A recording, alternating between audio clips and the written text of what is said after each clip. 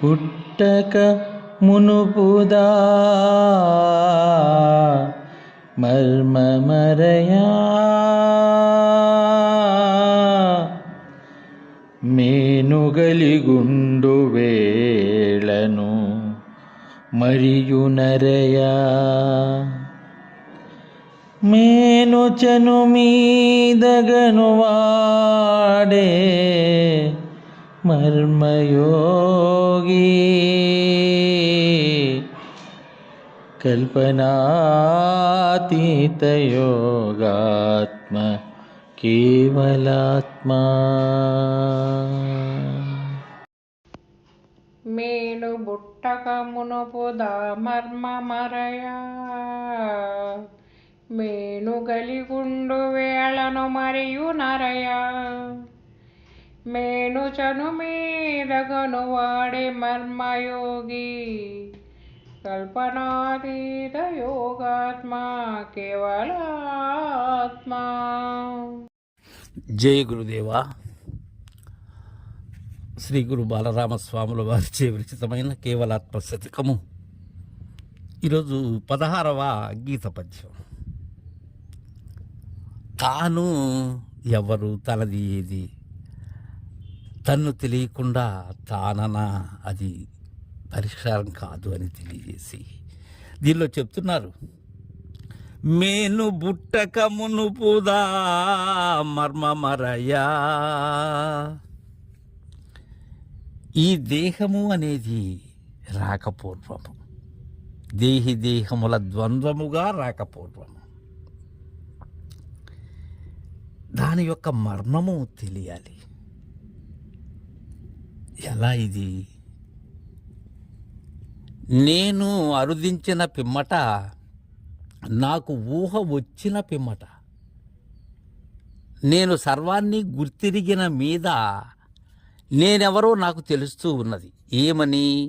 నా పేరు తల్లిదండ్రుల ద్వారా వాళ్ళు పిలవంగా కోదండరామయ్య అనేటువంటి విషయం తెలుస్తూ ఉన్నది. అయితే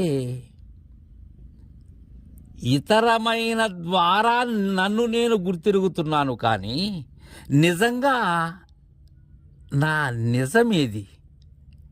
నేను పుట్టక మునుపు నా మర్మం ఏది అసలు అనేటువంటి విషయాన్ని నాకై నేను ఎలా గుర్తెరగాలి? అది గుర్తు లేనిది కదా. అది ఈ గుర్తులన్నీ ఇప్పుడు కదా, నేను ఇప్పటి గుర్తులతో కదా ఉన్నాను. అయితే అప్పటి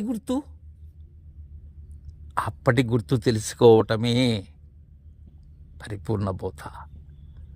అక్కడ ఎలా ఉన్నాను నేను,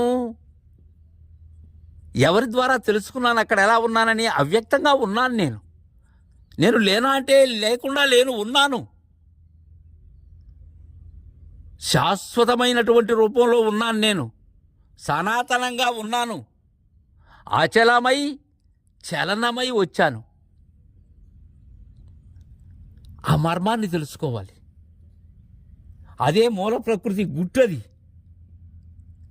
మేను గలిగుండు వేళను మరియు నరయా మేను చను మీదగను వాడే మర్మయోగి. మేను గలిగున్న వేళ, మేనుకు రాకమునుపు, మేనులోకి రాకమునుపు. ఎందుకంటే మేనులోకి రాకమునుపు నా చేష్టది వ్యక్తం కాదది. సర్వము నేనై ఉన్నప్పటికీ కూడా ఉపాధి లేనట్లయితే నేను లేను. అయితే లేనా? ఉన్నాను. మేను గలిగుండు వేళను ఇప్పుడు ఎలా ఉన్నాను? అవస్థాత్రయ సాక్షినై ఉన్నాను. సర్వాన్ని గుర్తిరిగేటువంటి ద్రష్ట దృక్కు దృశ్యములకు లోనై ఉన్నాను. త్రిపుటితో సమ్మిళితమై ఉన్నాను. సర్వాన్ని పొందుతున్నాను, సర్వాన్ని అందుకుంటున్నాను. సర్వంతో మమేకమై ఉన్నాను. అయితే ఎలా? నాకు అన్యముగా ఉన్నాను. అంటే నేను ప్రపంచము అనేటట్లుగా ఉన్నాను. ప్రపంచములో ఉంటూ ప్రపంచము నాకు భిన్నమైనది అనే భావనలో ఉన్నాను. త్రిగుణాత్మకమైనటువంటి ఈ సమస్తముతో కూడా మేను కలిగుండే వేళ మరియు విచారించినట్లయితే మేను చను మీద గనువాడే. అయితే ఈ మేను కూలిపోయిన పిమ్మట ఈ శరీరము లేని స్థితిలో కనువాడే దానిని కూడా అది ఎలా ఉంటుంది అనేటువంటి విషయం కూడా తెలిసినటువంటి వాడే మర్మయోగి. వారు అశరీరులు. అంటే నేను ఉండగానే, నేను రాక మునుపు, నేను ఏగిన పిమ్మట నా స్థితిని తెలిసినటువంటి వారు. వారే సచ్చి బ్రతికిన వారు. బ్రతుకు చావుల విషయాన్ని దర్శించిన వారు. వారు మర్మయోగులు. అంటే ఇక్కడ మర్మయోగి అంటే మర్మం అంటే ఏంటి? బట్టబయలే. వారే పరిపూర్ణులు. మర్మయోగి అంటే పరిపూర్ణమే. ఉండగానే చావుని దర్శించినటువంటి వారు, ఉండగానే పుట్టక మునుపు ఎలానో దర్శించిన వారు, ఉండగానే ఈ జగత్తులో నా యొక్క నిజ స్థితిని ఎరిగినటువంటి వారు, వారు మర్మయోగులు. కల్పనాతీత యోగాత్మ కేవలాత్మ అని తెలియజేశారు. జై గురుదేవ.